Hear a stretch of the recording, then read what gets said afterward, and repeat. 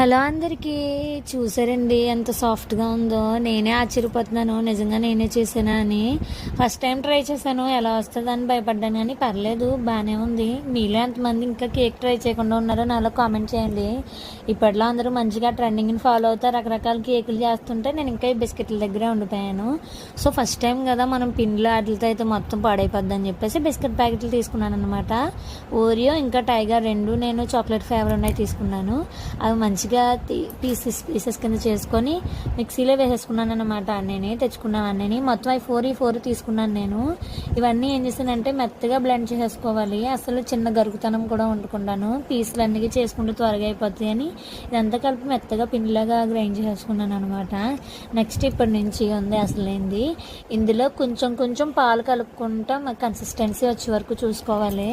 మా దగ్గర అంగన్వాడీ పాలు ఉంటాయి కాబట్టి నేను అయ్యే కలిపేసాను. మీ దగ్గర ఏముంటాయి కలుపుకోండి, మా దగ్గర ఏది అవైలబుల్ ఉంటే అదే. ఒకే డైరెక్షన్లో కలపాలి ఎప్పుడూనూ కేక్ది. ఇది నా చిట్కా కాదుండ, నేను ఒక దగ్గర విన్నాను, అదే మీకు చెప్తున్నాను.